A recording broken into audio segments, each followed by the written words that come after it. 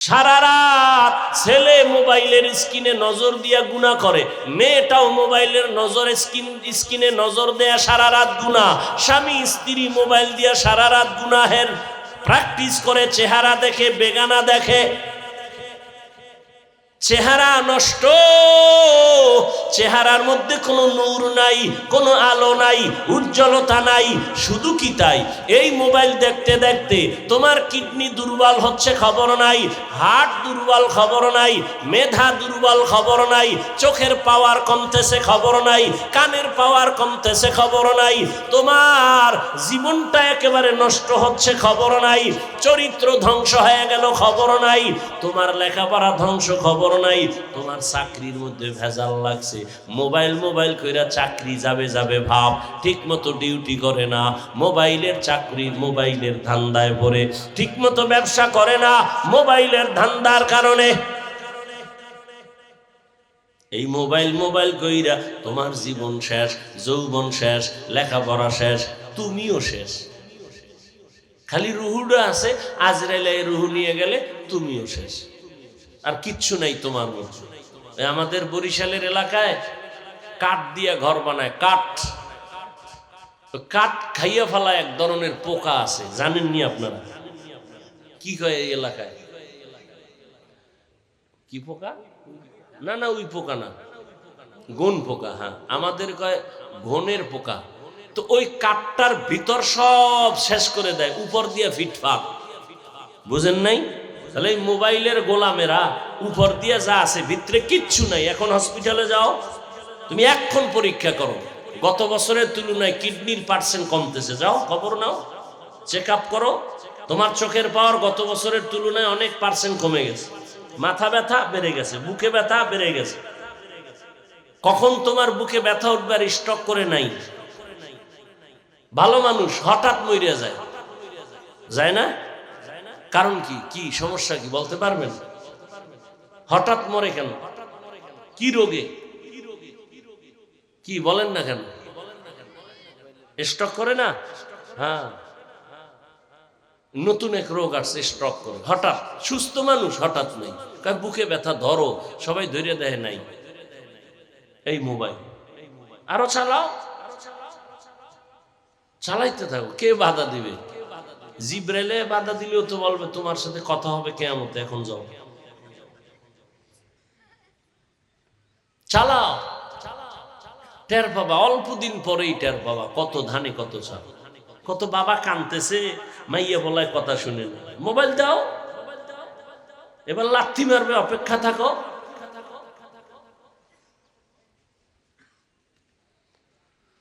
আফসোস, রহমতের নবী বলে গেছেন, সন্তানের 7 বছর যখন হবে নামাজের মুসাল্লায় দাঁড় করাও।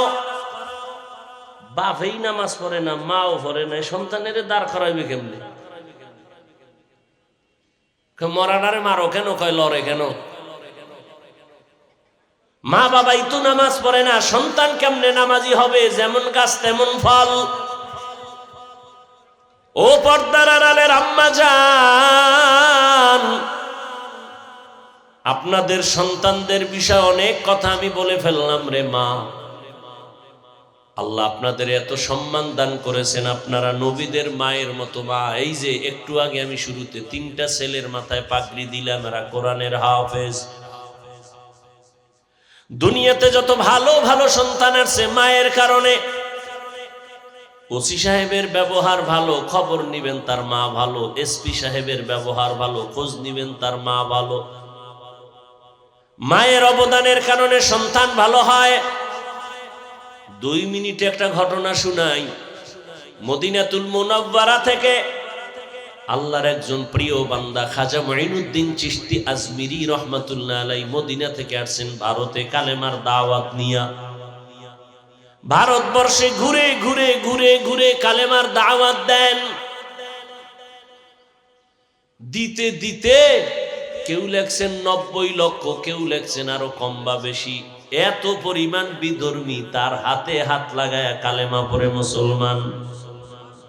আরো আস্তে করে বলেন। খাজা মুঈনুদ্দিন চিশতি আজমিরি রহমাতুল্লাহ আলাইহি বাসায় গেলেন, মায়ের সামনে খুব আনন্দ। মা কয়, এই মঈনুদ্দিন, এত আনন্দ কেন? মঈনুদ্দিন কয়, মা বড় খুশির কথা। কি বলে? এই ভারতের মধ্যে লক্ষ লক্ষ বিধর্মী আমার হাতে কালেমা পড়েছে। মা ডাক দিয়ে কয়, বাবা মঈনুদ্দিন, এগুলো তোমার কিছু না, আমি মায়ের অবদান। খাজা মঈনুদ্দিন চিশতি আজমিরি বলেন, মা কি অবদান তোমার বলো? আম্মা জান চোখের পানি ছেড়ে বলে, রে সন্তান, আল্লাহকে সাক্ষী রেখে বলি, তুই যেদিন আমার গর্ভে আসছো, আমি মা এক রাতও ঘুমাই নাই। রাতের বেলা গভীরে আমি সেজদায় পড়ে আমার মালিকের কাছে কান্না করে দোয়া করেছি, ও দয়ার মালিক, আমার গর্ভের সন্তানটাকে তোমার খাস ওলি বানাইয়া পাঠাইও। আমি মা এইভাবে কান্না করে করে দোয়া করেছি। এ মঈনুদ্দিন, শুধু কি তাই? তুই যেদিন দুনিয়াতে আসছো, আমি মা তোরে দুধ পান করাইছি, আল্লাহর জাতের কসম, আমি মা তোরে যতদিন দুধ পান করাইছি, আল্লাহর কসম, একটা ফোঁটা দুধও আমি বিনা ওযুতে তোর মুখে দেই নাই। আমি মা বিনা ওযুতে তোরে কখনো দুধ পান করাই নাই। এমন সন্তান কেন জগৎ বিখ্যাত আল্লাহওয়ালা হবে না? ও পর্দার আড়ালের আম্মা জানেরা, আপনারা তো মঈনুদ্দিন চিশতি আজমিরির মায়ের মতো দামি মা, আপনারা তো আলেমদের মায়ের মতো দামি মা, আপনারা তো নবীদের মায়ের মতো দামি, আপনারা তো সাহাবায়ে কেরামদের মায়ের মতো দামি, আপনারা তো আয়েশা রাদিয়াল্লাহু আনহার মতো দামি নারী, ফাতেমা রাদিয়াল্লাহু আনহার মতো দামি নারী, খাদিজা রাদিয়াল্লাহু আনহার মতো দামি নারী। আরে আম্মা জান, আপনারা তো ইসমাঈল নবীর মা হাজেরা আলাইহা সালামের মতো দামি নারী, আপনারা তো ঈসা নবীর মা মারিয়াম আলাইহা সালামের মতো দামি নারী। আরে আম্মা জান, এই দুনিয়াতে এক বড় বেঈমান ছিল ফেরাউন। জানেননি ফেরাউনের স্ত্রীর নাম কি? এই আসিয়া কত বড় দামি, আল্লাহর এত পেয়ারা। নবী বলেন, কিয়ামতের ময়দানে আমি মুহাম্মদের সাথে আসিয়ার সাথে জান্নাতি বিয়া হবে। এরে আম্মা জান, এত বড় আল্লাহর দুশমন বেঈমান ফেরাউনের ঘরে থাইকা আসিয়ার মতো বান্দি, টাকার অভাব নাই, ক্ষমতার অভাব নাই, ভাব বিলাসের অভাব নাই, সবগুলো লাথি মারিয়া আল্লাহর মোহাব্বত অন্তরে জায়গা দিয়া আসিয়া এত দামি হয়ে গেল। এরে আম্মা জান, আপনার স্বামী তো ফেরাউনের মতো খারাপ না। আপনি কি পারতেন না আপনার স্বামীটাকে বুঝাইয়া নামাজ পড়াবেন? আপনি কি পারতেন না?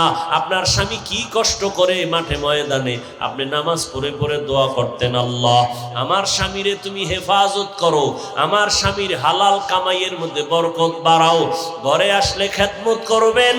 আর যদি বলতেন, স্বামী আমার জীবনে না খাইয়া থাকি আর খেয়ে থাকি, তোমার ঘরে আসছি, মা বাবার কত আদর মায়া সারিয়া ত্যাগ করে আসলাম, তোমার ঘরে আসছি, তোমার কাছে আমার জীবনের একটাই দাবি, খাইয়া থাকলেও আসি, না খাইয়া থাকলেও আসি, হারাম টাকা ঘরে আনবা না, হারাম মাল ঘরে আনবা না, হারাম খাইয়া আমাদের রক্ত নাপাক করব না, আমাদের সন্তানদের রক্ত নাপাক করতে দিব না। মা, আপনি যদি বুঝাইতেন, কোন স্বামী হারাম মাল ঘরে আনার সাহস পেত না। আপনিও নামাজ পড়তেন, আপনার স্বামীও নামাজ পড়তো, আপনার সন্তানটা ডাক্তার হলেও বড় আদরওয়ালা হইতো, ইঞ্জিনিয়ার হলেও অনেক আদর্শওয়ালা হইতো, আপনার সন্তানকে প্রফেসরও যদি বানাইতেন আদরওয়ালা হইতো।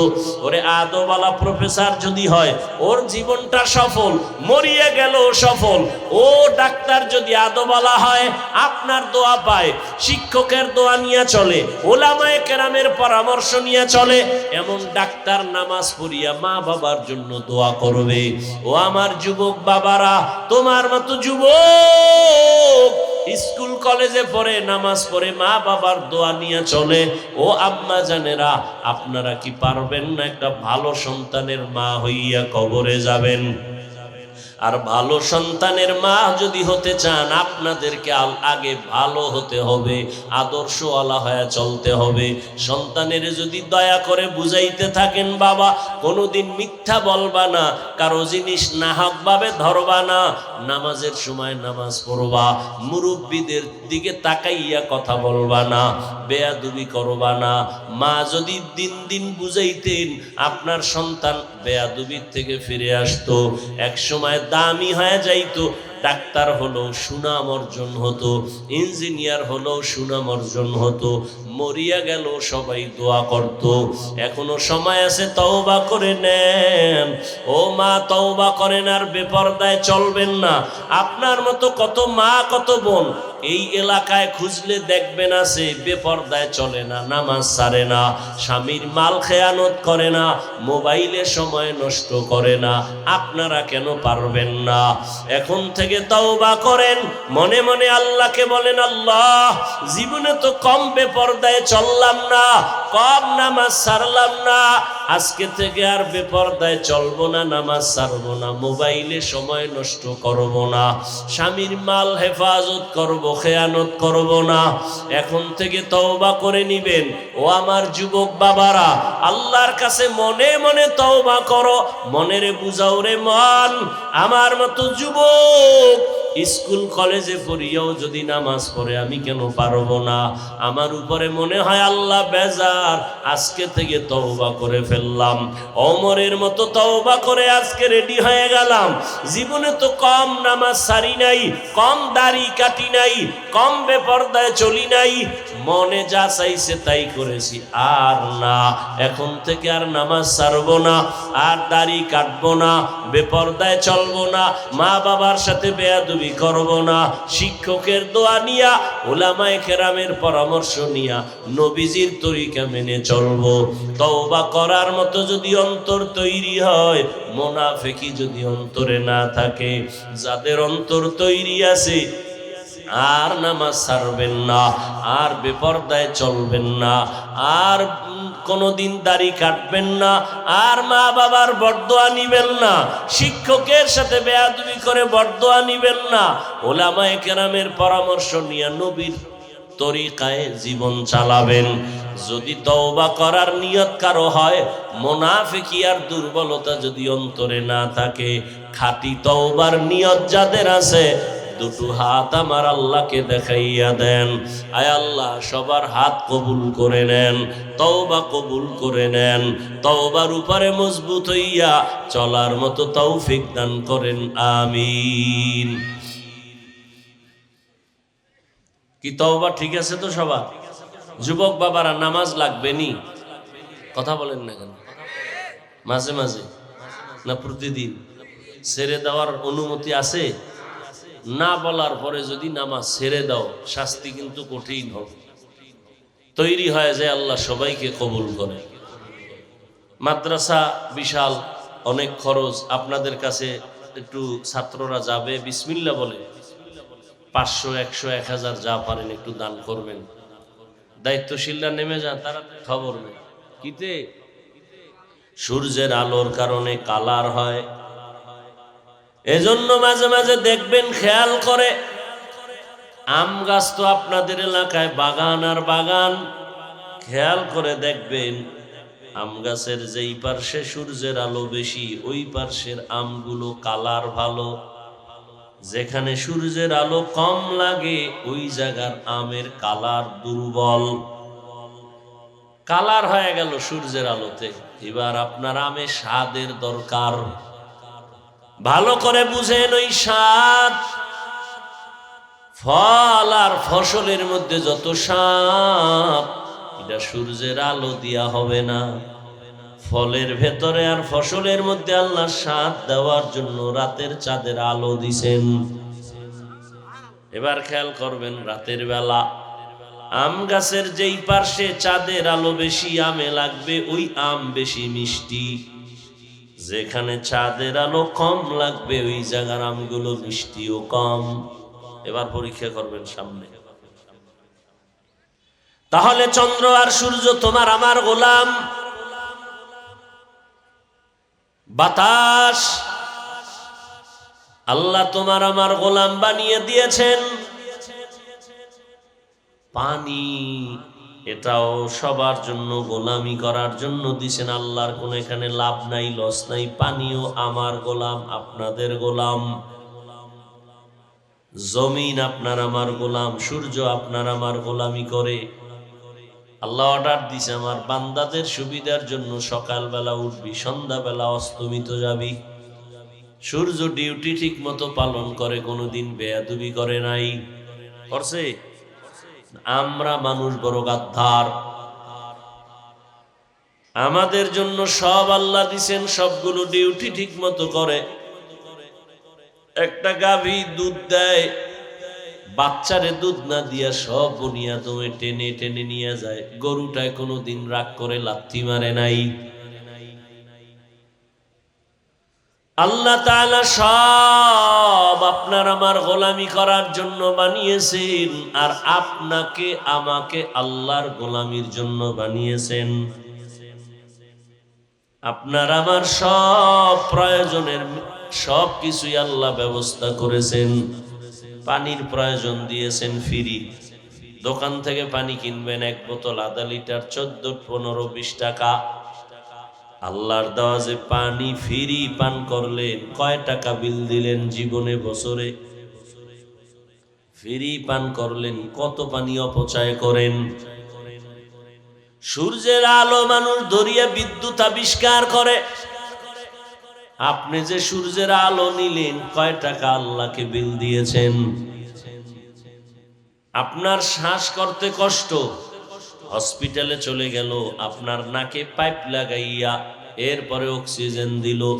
2-4 ঘন্টার অক্সিজেনতে অনেক বিল হয়ে গেল। আল্লাহ বলেন আমার দেওয়া বাতাস তোমার জন্য ফ্রি করে দিলাম, বলো তুমি কয় টাকা বিল দিছো? আল্লাহ বলেন আমি বিল চাই না, এগুলো তোমার আমি ফ্রি দিলাম। আমার কোনো বিলের প্রয়োজন নাই, টাকার প্রয়োজন নাই। আমি আল্লাহ চাই তুমি আমার সব নেয়ামত উপভোগ করিয়া 5 বেলার হাজিরা দিয়ে আমি আল্লাহকে আল্লাহ বলে ডাকবা তোমার কল্যাণে। আমি আল্লাহর এখানে কোনো কল্যাণ নাই। আমি আল্লাহ পাক তোমাকে সুন্দর রাস্তা দিয়ে দিলাম। আমার দেওয়া পানি, আমার দেওয়া বাতাস, আমার দেয়া চাঁদের আলো, সূর্যের আলো, আমার দেওয়া জমিনের ফসল, এই গাছের ফল আমি দেই। আমার দেওয়া সব নদীর মাছ তুমি খাইতেছো। আমি আল্লাহ সব তোমার জন্য ওপেন করে দিলাম। এরপরে তুমি ব্যবসা করো, চাকরি করো, লেখাপড়া করো, কোনো বাধা নাই। আমি দিন রাত মিলায় 24টা ঘন্টার প্যাকেট বানায় দিলাম। কখনো রাত বড় হবে, দিন ছোট হবে, কখনো দিন বড় হবে, রাত ছোট হবে। এই 24টা ঘন্টার ভেতরে 22 ঘন্টার সময় তুমি তোমার ব্যক্তি কাজে ব্যবহার করো, লেখাপড়ায়, চাকরিতে, ব্যবসায়ে। 24টা ঘন্টার ভেতরে তুমি 22 ঘন্টা সময় তোমার ব্যক্তি কাজে ব্যবহার করো। বাকি থাকে কয় ঘন্টা? মাত্র 2 ঘন্টা সময়। সেই 2 ঘন্টা তুমি আমারে দাও, তাও না, বরং তুমি তোমার কল্যাণে আখিরাতের জন্য ব্যবহার করো 2 ঘন্টা। তাও আমি একত্রে দেই নাই, তোমার কষ্ট হবে। যদি আমি অর্ডার করতাম 2 ঘন্টা এক নাগারে নামাজে দাঁড়ায় থাক, কষ্ট হবে, আমি দেই নাই। 2 ঘন্টা লাগাতার তেলাওয়াত করো, কষ্ট হবে, দেই নাই। আমি আল্লাহ 2 ঘন্টা ভাগ ভাগ করে দিলাম। ফজরের 4 রাকাত নামাজে 20 মিনিট দাও, এরপরে রেস্ট নিয়ে নাস্তা করে দোকানে যাও, অফিসে যাও। আবার জোহরের 10 রাকাত নামাজে 20 মিনিট সময় দাও, আবার তুমি দোকানে যাও, অফিসে যাও।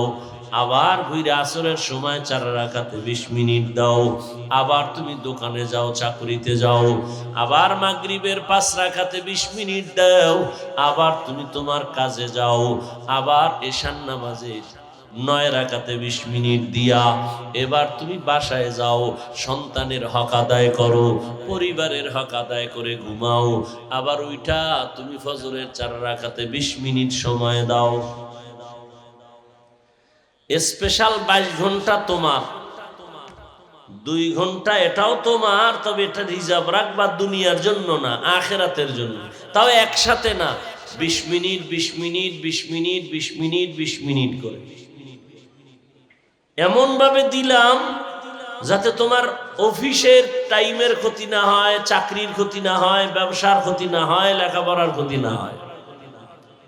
এত সুন্দর সুযোগ দেওয়ার পর যেই নিমক হারাম, ফজরের হাজিরায় যাবি না, আসরের হাজিরায়, জোহরের হাজিরায় মসজিদে যাইবা না, আমি আল্লাহ তোরে এমনে ছেড়ে দিব না, আমি আল্লাহ করায় গন্ডায় তোমার হিসাব নিব, রেডি থাকো।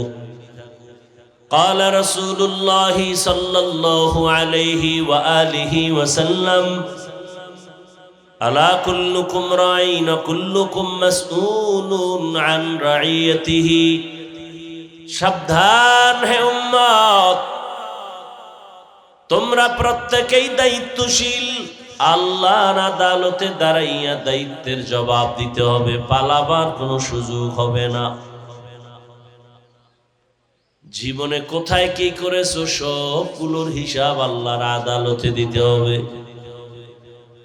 সব আমরা দায়িত্বশীল, মা বাবা সন্তানের দায়িত্বশীল, স্বামী হয়ে থাকলে স্ত্রীর দায়িত্বশীল, প্রত্যেক শিক্ষক ছাত্রের দায়িত্বশীল, মসজিদের ইমাম খতিব মুসল্লিদের দায়িত্বশীল, ওয়ার্ডের মেম্বার ওয়ার্ডের মানুষের দায়িত্বশীল, চেয়ারম্যান ইউনিয়নবাসীর দায়িত্বশীল, সরকার প্রধান দেশবাসীর দায়িত্বশীল, ওলামায়ে আহলে হক গোটা উম্মতের দায়িত্বশীল।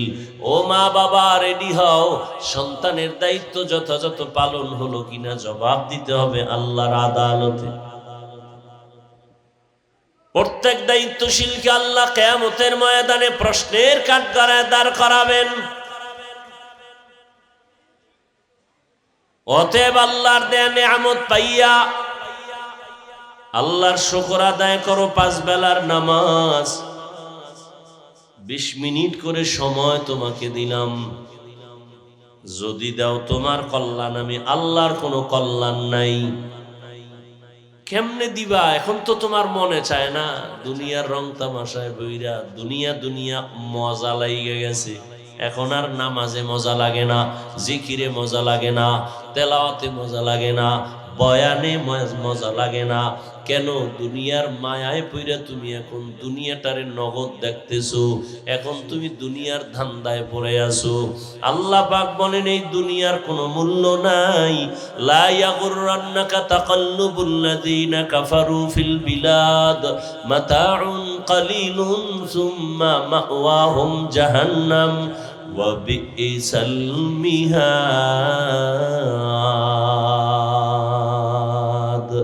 বেঈমান কাফেরদের বানানো গুলশান দেইখা পাগল হইও না, অট্টালিকা দেইখা পাগল হইও না। রহমতের নবী বলেন, আমি যদি উহুদ পাহাড়ের জন্য দোয়া করতাম, হে মালিক তুমি উহুদ পাহাড়কে স্বর্ণ বানায় দাও, আমার আল্লাহ স্বর্ণ বানায় দিতেন। আমি উল্টা দোয়া করেছি, স্বর্ণ বানানোর দোয়া করি নাই। আমি দোয়া করেছি, হে মালিক তুমি আমারে গরিবী হালাতে রাখিও, গরিবী হালাতে মরণ দিও, কিয়ামতের ময়দানে গরিবদের সাথে আমার হাসর করাইও। নবী দোয়া করতেছেন এবং নবী বলেন, এই গরিবেরা, বড় লোকের বাড়ি গাড়ি দেইখা আফসোস করিস না। কিয়ামতের কঠিন সময় বড় লোকের 500 বছর আগে প্রত্যেক গরিব জান্নাতে যাবে। গরিবেরা বড় লোকের 500 বছর আগে জান্নাতে যাবে। ধনীদের জান্নাতে যাইতে টাকা কেমনে কামাইছো, কেমনে ব্যয় করছো, হিসাব দিতে দিতে জান থাকবে না।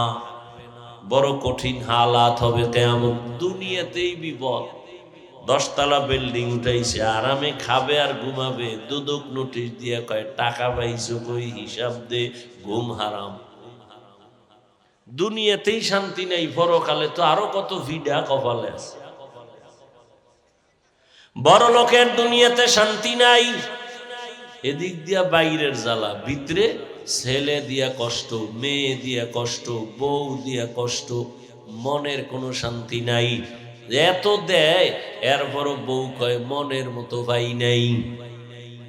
না সত্য না? ছেলেরে দেয় আর কোনো বড় পাই নাই, স্বামীও দেয় আবার চুরিও করে।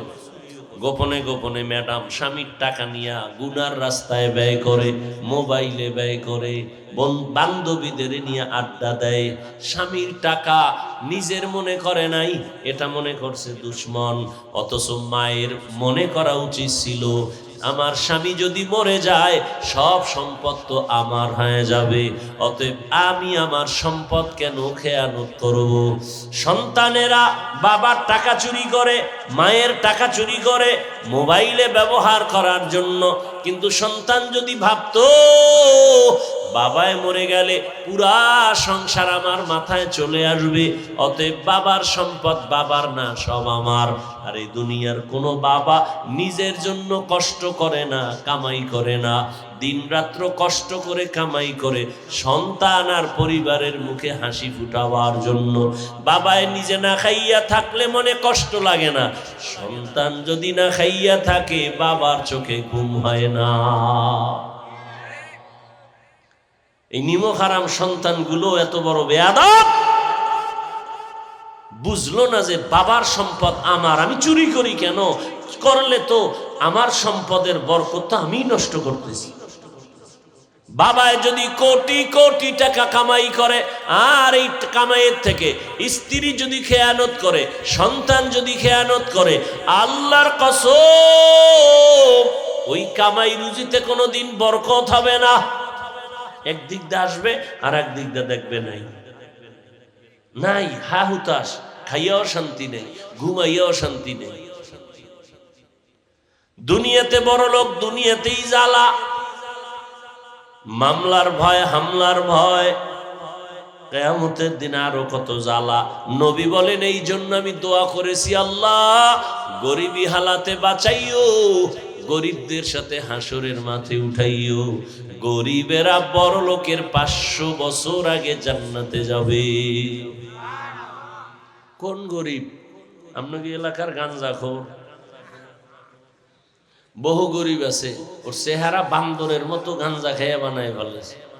ও নামাজ নাই, রোজা নাই, তেলাওয়াত নাই, হালাল হারামের কোনো কিচ্ছু নাই, পশ্চিম চিনে না, পূর্ব দিক চিনে না, এই গরিব।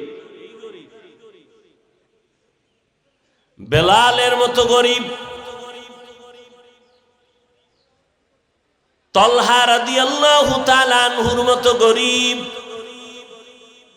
এত গরিব ঘরের মধ্যে খানা নাই, স্বামী আর স্ত্রী মিলিয়া এক কাপড় পইরা তারা চলে। মসজিদে যায় নামাজ পড়তে, সালাম ফিরানো মাত্র দৌড়ায় ঘরে আসেন, আইসা ওই কাপড়টা স্ত্রীকে দেয়, ওই কাপড় পরে আবার স্ত্রী নামাজ পড়ে। কেমন জিন্দেগি! আর আমনেরে আল্লাহ 3 বেলা খাওয়াইয়া একদিন একটু তরকারি নাই, দৌড় দিছে। লোন না উঠাইয়া চাকরি করা যাবে না, হারাম টাকা না দিয়ে আর দোকানদারি করা যাবে না, কোথায় যাই কিস্তি পাই, লোভে পাপ, কিস্তি আনে, লোন, টাকা উঠায় লোনে, শেষ পর্যন্ত একটা হারাম খোরও শান্তিতে নেই। এই যত হারাম খোর লোভে গেছে, কিস্তি কিছু টাকাই না, মাসে মাসে কিস্তি দিবে, দোকান দিছে, ওর শেষ পর্যন্ত কপাল এমন নষ্ট হয়েছে যে ওর জানাজা দিবে, কবরে রাখবে তাও পারে না। সবাই সে সামনে দাঁড়াইছে, কিস্তি বাকি আছে, দিয়া লাশ কবরে নাও। কি এই যে হারামখোর, নির্লজ্জ, বেহায়া, নিজের নাবালেক বাচ্চাগুলোকেও হারাম খাওয়াইয়া রক্ত নাপাক করে ফেলতেছে। এর কেমন বাবা? এরে তুই বউ ঠিক মতো লালন করতে পারবি না, বিয়া করছো কেন? রসুল তো আর একটা ঔষধ দিছে, রোজা রাখ। সন্তান নিছো, সন্তানের হক আদায় করতে না পারলে নিছো কেন? নাবালেক বাচ্চার কি অপরাধ? কে তোমাকে অধিকার দিছে এই বাচ্চাকে হারাম খাওয়াবা আর ওর রক্ত নাপাক করবা? এই অধিকার তোমাকে কে দিয়েছে? বাপ নামের কলঙ্ক। লিখে রাখো ভালো করে লিখে রাখো, কম্পিউটারে লিখে ঘরের দরজায় টানায় রেখো। বলে গেলাম, এই হারাম খাওয়ায় যে সন্তানকে বড় বানাবা, জুতার বাড়ি দিয়েও মরবে। এর আগে না তুমি খেদমত নিবা সন্তান থেকে, কোনোদিন সম্ভব হবে না। এ সন্তান মা বাবার খেদমত জীবনে করবে না, লিখে রেখো। পৃথিবীর কোন বুজুর্গের দোয়াও কাজে লাগবে না।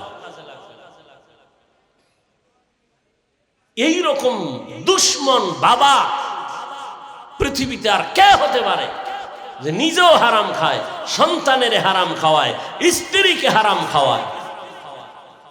এর থেকে নির্লজ্জতার কি হতে পারে? সাহাবায়ে কেরাম না খাইয়া পেটে পাথর বেঁধেছেন, এরপরও অন্যায় ভাবে কোনো দিকে এক পয়সা নেন নাই। এজন্যই তো আল্লাহর কোরআন আমি যে আয়াত পড়েছি, আল্লাহ বলেন, ও মুমিন আমাকে ভয় কর। বয়ান তো শুনতেছেন প্রতিদিন, আপনারা তো বয়ান কম জানেন না। কি বয়ান শুনবেন নতুন? আমি যা বলি তো পুরান বয়ান। বয়ান তো আপনারাও জানেন, খালি মাইকে একটা টান দিবেন, ওয়াজ হয়ে যাবে।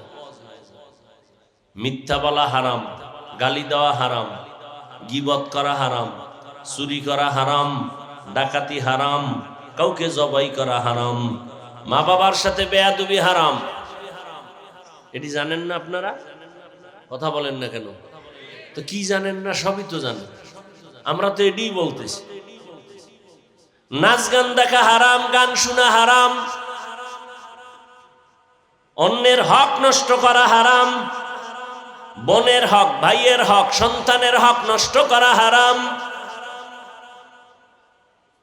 5 বেলার নামাজ পড়া ফরজ, বছরে ধনীদের যাকাত দেওয়া একবার ফরজ, জীবনে একবার ধনী হজ করা ফরজ, মা বাবার খেদমত করো ফরজ।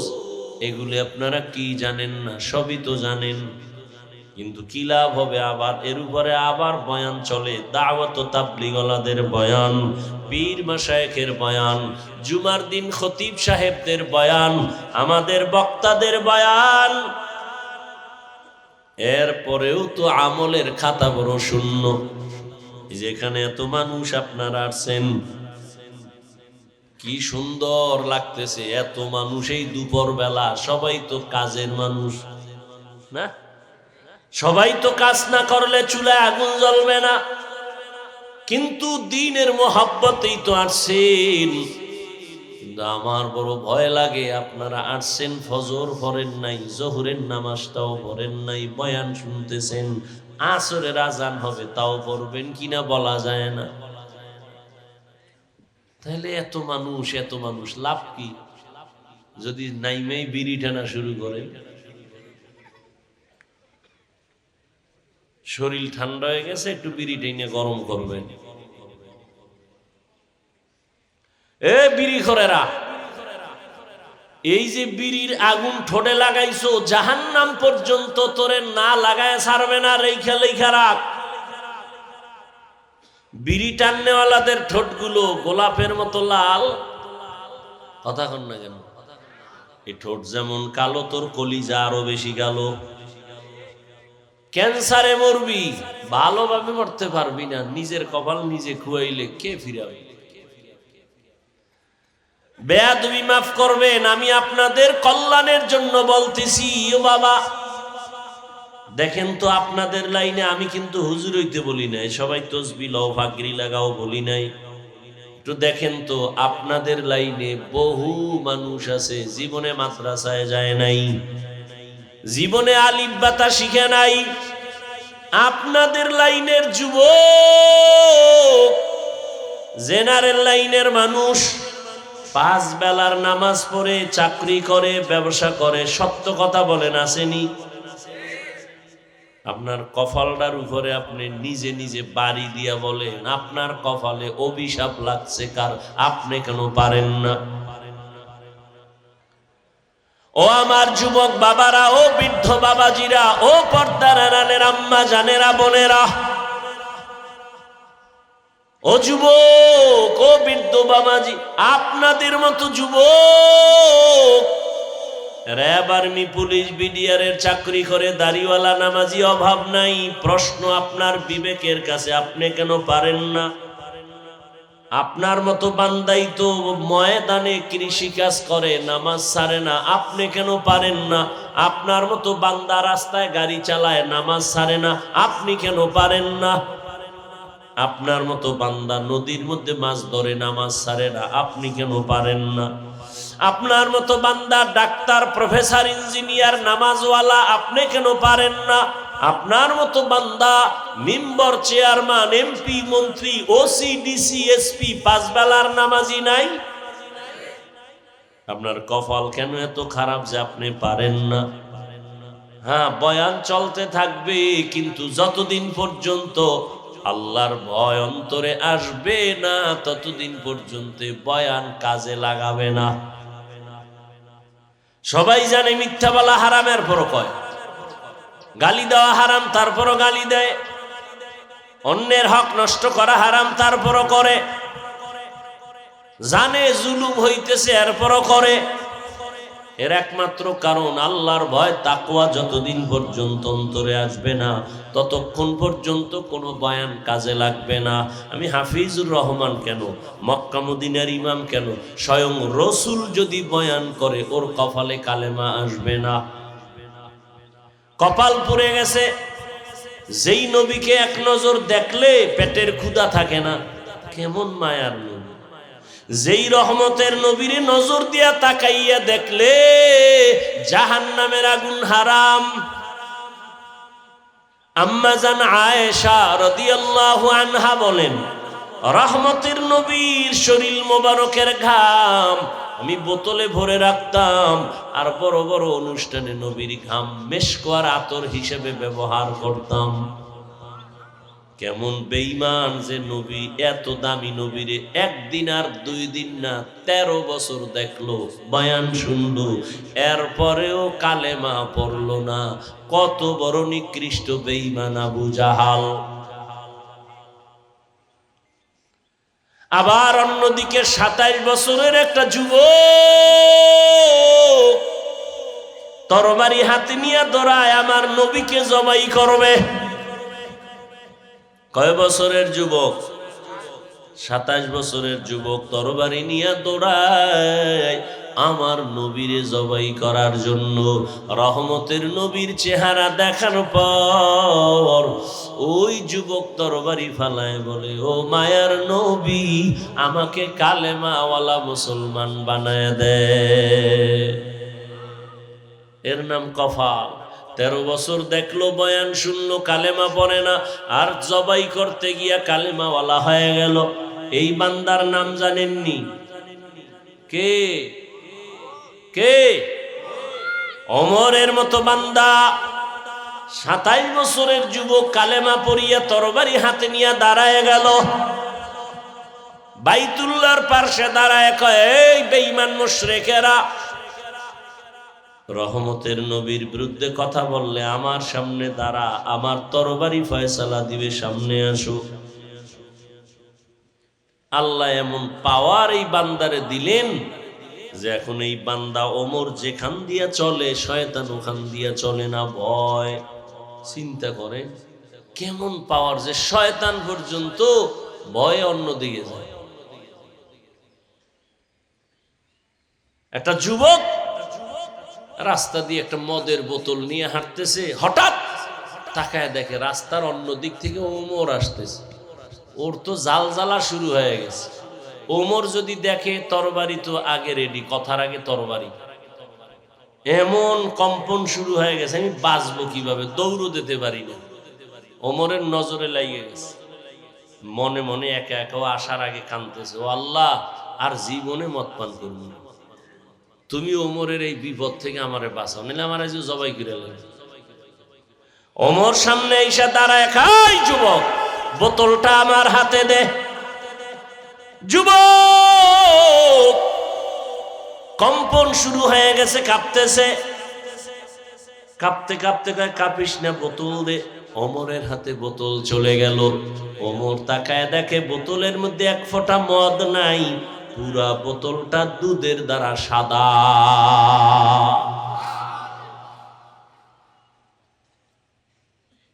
কেমন যুবক, আর তোমরা কেমন যুবক? ও আমার যুবক বাবারা, তোমার মতো যুবক স্কুলে পড়ে, কলেজে পড়ে, চাকরি করে, ব্যবসা করে, 5 বেলার নামাজি, সত্য বলো আসেনি?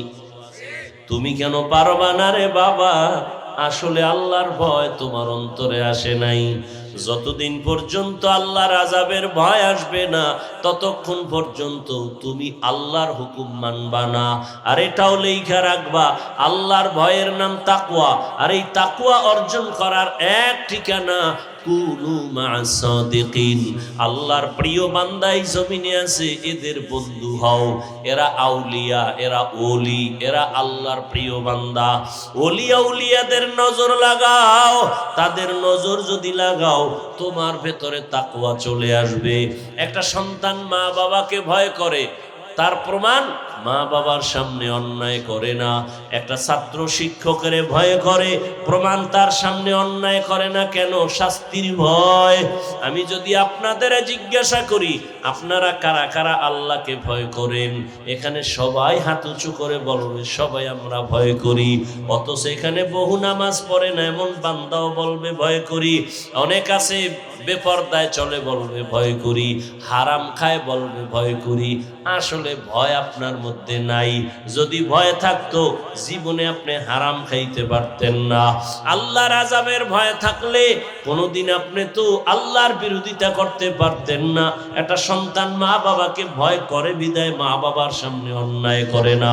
একটা ছাত্র শিক্ষকের ভয় করার কারণেই তো অন্যায় করে না। ঠিক যেই বান্দা আমার আল্লাহকে আসলেই ভয় করবে, ওই বান্দা গলায় ছুরি লাগাবে, দাড়ির মধ্যে কোনোদিন অস্ত্র লাগাবে না।